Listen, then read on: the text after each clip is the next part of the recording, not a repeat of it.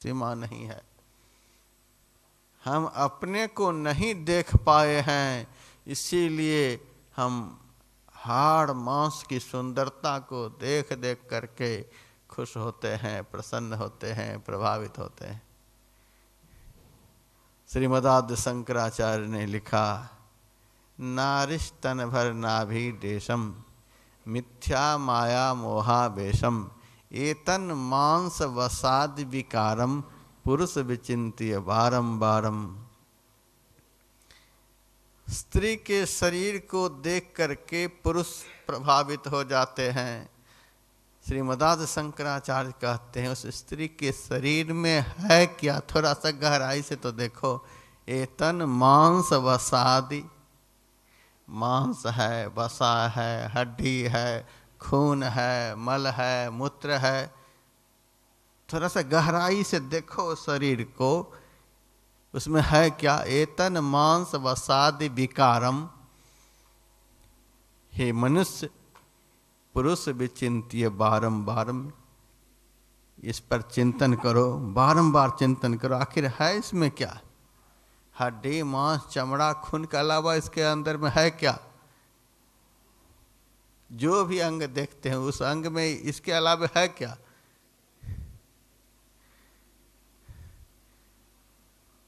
और जिस विचार शक्ति से ये दोष दिखलाई देते हैं वह विचार शक्ति बढ़ेगी। भज गोविंदम भज गोविंदम गोविंदम भज मूढ़मते। गोविंद के भजन करने से, परमात्मा के भजन करने से पुरुष की देह की सुंदरता को देख करके नारी वर्ग प्रभावित होते हैं। क्या है पुरुष की देह में। एतन मांस वसाद विकारम पुरुष विचिंत्य बारंबारम, इसके अलावे है यहाँ क्या। एक महात्मा ने कहा, हम मनुष्य होते फिर तो हमसे भजन बनता, हम मनुष्य हैं कहाँ।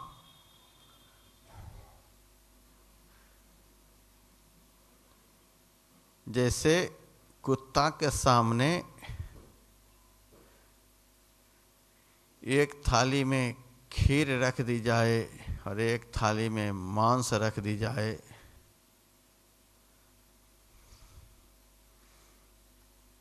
कुत्ता खीर की तरफ झांकेगा नहीं। 20 फुट की दूरी पर भी मांस की थाली है तो वहीं भागेगा। उसका आकर्षण मांस में अधिक होता है, हड्डी में अधिक होता है। तुलसीदास जी महाराज ने तो यहाँ तक लिखा, अस्थि पुरातन क्षुधित स्वान जौ अति भरे मुख पकड़ो, निज तालुगत रुधिर पान करे मन संतोष धरो। पुरानी से पुरानी हड्डी भी पड़ी हुई होती है तो कुत्ता बड़े चाव से उसको चबाता है, और उसी हड्डी के ठोकर लगने से, मसूरे से खून स्रावित होता है। तो अज्ञानी कुत्ता को लगता है इसी हड्डी से यह रस निकल रहा है। वह अपने ही खून को चूस रहा है और उसको लगता है कि हड्डी से यह स्वाद मिल रहा है। हम संसार के विषय भोगों से जो आनंदित हो रहे हैं, वो विषयों में आनंद नहीं, अपने आत्म बल के क्षय का आनंद है। आत्म बल को क्षय करके हम विषयों का आनंद ले रहे हैं। संसार के रूप को देखने में, आँख में जो देखने की शक्ति, उस शक्ति को क्षय करके रूप का आनंद ले रहे हैं। उस रूप में आनंद नहीं। हम संसार के शब्द को सुन सुन कर जो आनंदित हो रहे हैं, कान में जो सुनने की शक्ति है उस शक्ति को क्षय करके, यदि रूप को देख देख करके आँख की शक्ति क्षय नहीं हुई होती तो बुढ़ापे में रोशनी क्यों कम हो जाती है। रूप तो ज्यों का त्यों है, लेकिन आँख की रोशनी कम हो गई। शब्द ज्यों का त्यों है, कान की शक्ति कम हो गई। इसी तरह से सारी इंद्रियों की शक्ति विषयों को भोगते भोगते कम होती जाती है। आत्मबल क्षय का आनंद हम लोग ले रहे हैं। संसार के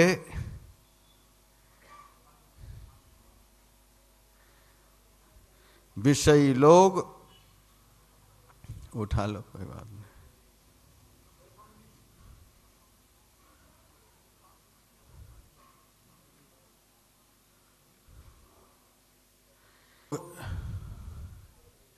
आत्मबल क्षय का आनंद ले रहे हैं और संसार में संत लोग विषय त्याग का आनंद ले रहे हैं। अरे बैठ जा। संसार में संसारी लोग आत्मबल क्षय का आनंद ले रहे हैं, संसार में संत लोग अपनी आत्मा का आनंद ले रहे हैं, विषय त्याग का आनंद ले रहे हैं।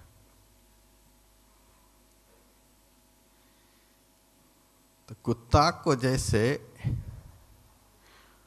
उत्तम से उत्तम भोज्य पदार्थ सामने रख दिया जाए फिर भी उस तरफ कुत्ता नहीं भागता, हड्डी और मांस की तरफ भागता है, उसी तरह से हम लोगों का मन भजन सुख की तरफ नहीं भागता, सत्संग सुख की तरफ नहीं भागता, ईश्वरीय आनंद की तरफ नहीं भागता, आत्म सुख की तरफ नहीं भागता, हड्डी और मांस से बने हुए इस शरीर की तरफ भागता है।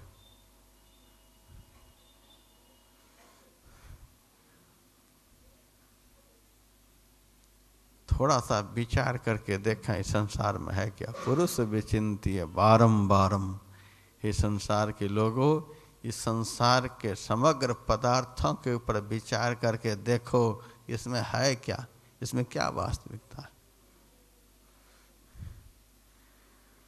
हमसे अधिक सुंदर दुनिया में कोई नहीं हो सकता। हमने अपनी सुंदरता को कभी भी नहीं देखा, इसीलिए हमें संसार का रूप अपनी तरफ आकृष्ट कर रहा है। जिस दिन हम अपनी सुंदरता को देख लेंगे, सारी दुनिया की सुंदरता एक जगह इकट्ठी हो जाएगी, फिर भी हमें आकृष्ट नहीं कर पाएगी। हम ज्ञान के स्वरूप हैं।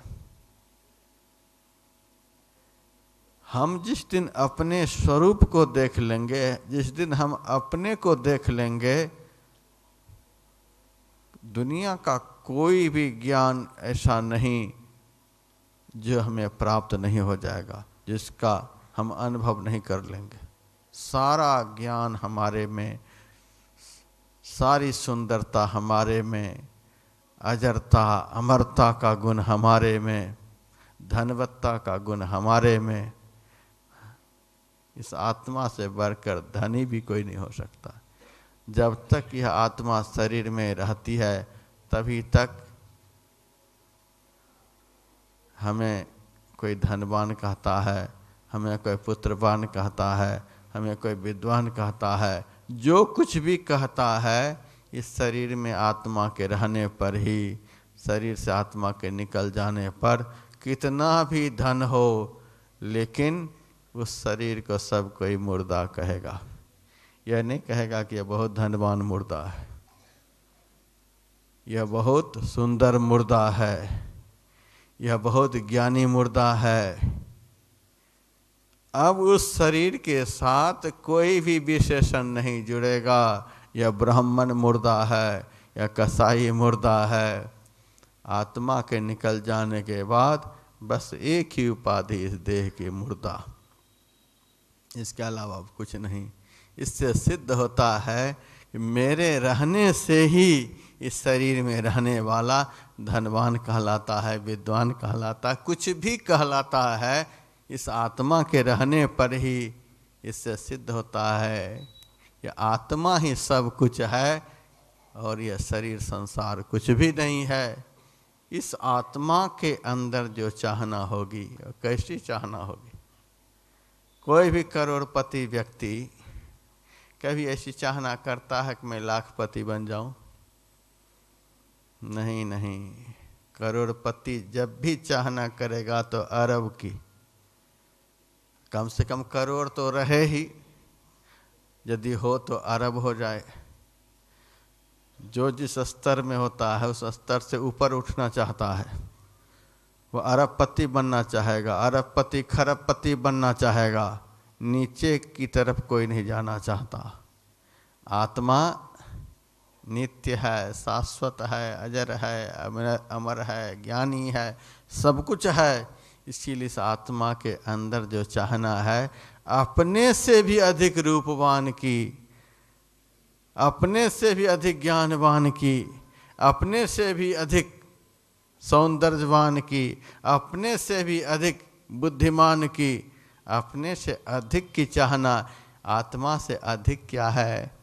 जिसका यह अंश है, अर्थात परमात्मा है। आत्मा से अधिक यदि किसी भी बात में कोई है तो एकमात्र परमात्मा। ईश्वर अंश जीव अविनाशी, चेतन अमल सहज सुख राशि। यह जीव ईश्वर का अंश है। हमसे यदि कोई उत्कृष्ट है तो हमको बनाने वाले, हमसे भी अधिक कोई धनवान है तो हमको बनाने वाले, हमसे किसी भी बात में कोई अधिक है तो हमको बनाने वाले। आत्मा को बनाने वाला कोई राक्षस नहीं, कोई देवता नहीं, कोई देवी नहीं, कोई पेड़ नहीं, कोई पहाड़ नहीं। आत्मा को बनाने वाले तो परमात्मा। हम परमात्मा का अंश, ईश्वर अंश। भगवान ने भी कहा ममेवांशो जीव लोके जीव भूतः सनातन। यह जीव परमात्मा का अंश है, परमात्मा की संतान है। इसीलिए परमात्मा की सारी संपदाओं पर एकमात्र इस जीव का अधिकार है। पिता की संपदा पर पुत्र का अधिकार होता है, अन्य लोगों का अधिकार नहीं होता। उसी तरह से परमात्मी आनंद का पूरा अधिकार, परमात्मी सुख का पूरा अधिकार, परमात्मा में जो गुणवत्ताएं हैं उन पर पूरा अधिकार इस आत्मा का है, इंद्रियों का नहीं। इंद्रियां तो उस सुख की कामना नहीं कर सकती, कल्पना नहीं कर सकती। यतो वाचो निवर्तन्ते अप्राप्य मनसा सा। मन बुद्धि आदि इंद्रियों की गति उस तरफ चल चल करके कुंठित हो जाती, जा नहीं सकती। रामकृष्ण परमहंस जी महाराज कभी कभी अपने भक्तों को समझाया करते थे। एक व्यापारी किसी जंगल होकर के जा रहा था, जंगल में 3 डाकुओं ने उसे घेर लिया। व्यापारी तो छटपटाने लगा। डाकुओं ने उस व्यापारी को पकड़ा। एक कहता है इसको मार डालो और इसका सब कुछ ले लो। तब तक दूसरा कहता है कि देखो इनके पास जो कुछ भी है वह सब ले लो और इसको छोड़ दो। जब सब कुछ ले ही लेंगे तो मारने की क्या बात है, छोड़ दो। तीसरा कहता है अरे यह अकेला है, इसको कोई देखने वाला नहीं है, न इसका कोई कुछ लो न इसको कोई मारो, इसको सुखपूर्वक जंगल की सीमा से बाहर निकाल दो। इन्होंने हम लोगों का कुछ बिगाड़ा थोड़े है। तीसरा डाकू जो था वह उस व्यापारी को अपने साथ में लिया और कहा कि मैं तुझे जंगल की सीमा से बाहर निकाल देता हूँ। कहाँ जाना है तुमको? स्थान बताया, व्यक्ति का नाम बताया। कहा उस स्थान तक तो मैं तुझे नहीं पहुंचा सकूंगा, उस व्यक्ति तक तो तुम्हें नहीं ले जा पाऊंगा, लेकिन जंगल पार करा दूंगा। संकेत से बता दूंगा कि वह गांव, नगर, शहर, वह व्यक्ति इसी दिशा में है, इसी दिशा में बढ़ते रहो। रामकृष्ण परमहंस महाराज कहते थे, वह व्यापारी कौन और वे तीनों डाकू कौन, वह वन कौन सा है। भक्तों को समझाया, यह संसार ही वन है, जंगल है, और हम इस संसार में व्यापारी बनकर आए, बहुत बड़ी पूंजी लेकर के आए। एक एक श्वास जो है हमारे जीवन में अमूल्य पूंजी है, उसकी बराबरी में दुनिया की कोई संपदा नहीं। अथाह पूंजी लेकर के हम आए हैं संसार में परमात्मा की भक्ति रूपी व्यापार करने के लिए। लेकिन इस संसार रूपी वन में आते ही 3 डाकुओं ने हमें घेर लिया है। एक डाकू है तमोगुण। तमोगुण कहता है इसको खत्म करो। तमोगुण में मन में यही होता है, मार काट, एक दूसरे को मिटाने की भावना। तमोगुण घेर लेता है। तमोगुण में मन उद्दंड उच्छृंखल हो जाता है, एक दूसरे को मिटाने की प्रबल भावना मन में हो जाती है, खुद मिट करके दूसरे को मिटाने की भावना। आत्मघाती दस्ता जो कहते हैं, वही यह तमोगुण है। और किसी जीव रूपी व्यापारी को रजोगुण पकड़ लेता है। रजोगुण दूसरा डाकू है। रजोगुण कहता है कि चलो मारेंगे नहीं, केवल माल दे दो। यह क्या भाव है? जब मन के अंदर रजोगुण प्रवेश करता है तो रजोगुण व्यक्ति को मारता नहीं, उसके सारे भजन को हरण कर लेता है। भजन के समय जब रजोगुण मन में प्रवेश कर जाता है तो इतना गुणावन होता है, इतना गुणावन होता है, इतना विषयों का चिंतन होने लग जाता, इतना संसार का चिंतन दिमाग में भर जाता है कि सारे भजन को ही वो हरण कर लेता है। रजोगुण जब सवार होगा तो सारे भजन को ही हरण कर लेगा। तमोगुण जब मन में प्रवेश करेगा तो ऐसी नींद आ जाएगी कि घंटा का पता नहीं चलने देगा। और सतोगुण जब मन में आता है तब सतोगुण में भजन होता है, लेकिन वह भी डाकू ही है।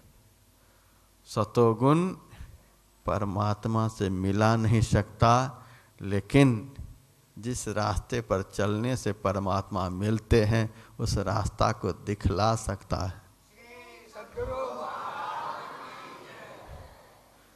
सत्य गुण में भजन होता है, भगवान का दर्शन नहीं होता।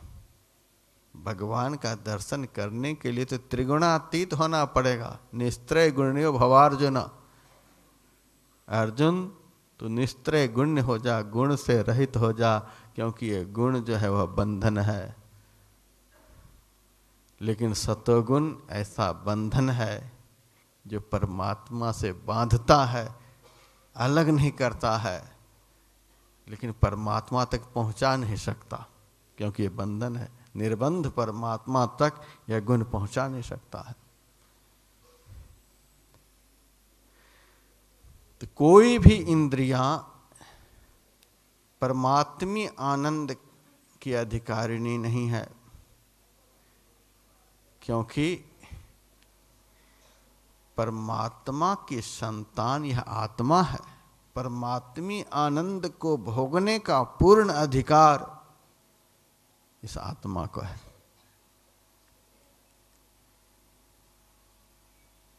इसीलिए पहले हम अपने को जाने, हम कौन हैं, और फिर परमात्मी आनंद का जो अधिकार हमें जन्मजात प्राप्त है उस अधिकार को प्राप्त कर।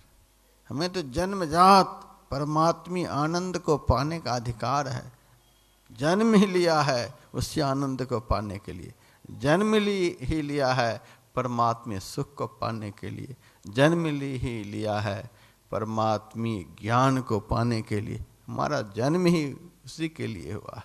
पूर्ण अधिकार है हमको परमात्मा की संपदाओं पर। लेकिन जब हम इस बात को समझेंगे तभी तो अपने अधिकार को प्राप्त करेंगे। हम अपने को तभी समझ पाएंगे जब हम जगेंगे, जब हमें अपना ज्ञान होगा। हाँ, अपना ज्ञान तब होगा जब हमारा मन स्थिर होगा। मन के स्थिर हुए बगैर यह जीव अपना ज्ञान प्राप्त कर ही नहीं सकता। अब मन स्थिर होगा तब जब मन को हम अपने में लगाएंगे। मन स्थिर होगा आत्मा में लगकर, आत्मा को ज्ञान होगा मन के स्थिर होने पर। जब आत्मा को अपना ज्ञान होगा तभी परमात्मी अधिकार को यह प्राप्त करेगा। इसीलिए दुनिया के आडंबरमय जितने भी साधन हैं, उपासनाएं हैं, आराधनाएं हैं, उससे मेरा मन स्थिर नहीं हो सकता। इसीलिए भगवान ने कहा अभ्यास और वैराग्य से यह मन स्थिर होगा। और मन में किस तरह का अभ्यास होने पर मन स्थिर होगा, भगवान ने अभ्यास के साथ वैराग्य को जोड़ दिया है। इंद्रियार्थेषु वैराग्यम मन अहंकार एव च जन्म मृत्यु जरा व्याधि दुख दोषानुदर्शनम। इंद्रियार्थेषु वैराग्यम, इंद्रियों के समस्त अर्थों से मन में वैराग्य हो जाए। हमारी जो इंद्रियां हैं वे पंच विषयों की तरफ दौड़ लगाती रहती है। पंच विषयों से अपने मन को सदैव हटाते रहना पड़ेगा।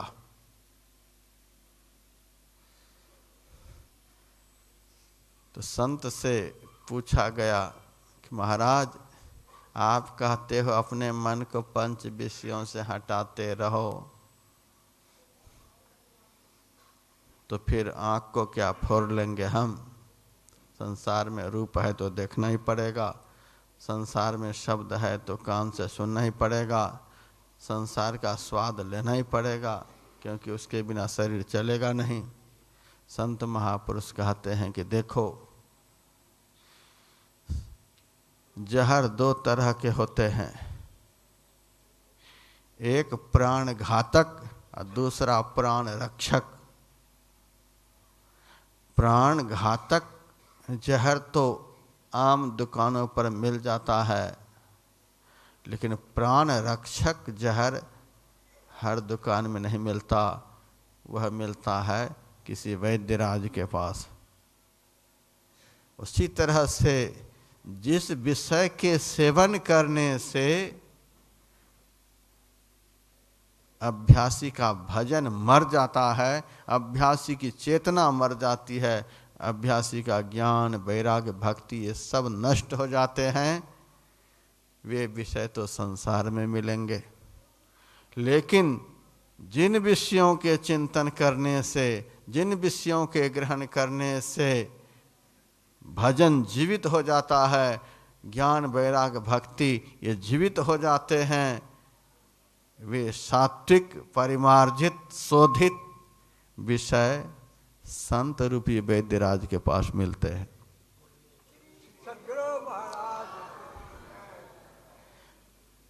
हमें रूप भी भोगना है, रस भी भोगना है, गंध भी भोगना है, शब्द भी भोगना है, स्पर्श भी भोगना है, लेकिन परिमार्जित विषय, परिमार्जित विषय, बार बार कह रहा हूं, संत महापुरुष जिस शब्द को सुनने के लिए बतलाया है, यह शब्द सुनने के लायक है, यह नहीं सुनने के लायक है। जो सुनने के लायक संत ने बतलाया है, यह शब्द सुनने के लायक है, और यह शब्द मन ही मन जपने के लायक है, मन ही मन स्मरण करने के लायक है। संत के बताए हुए शब्द विषयों का हम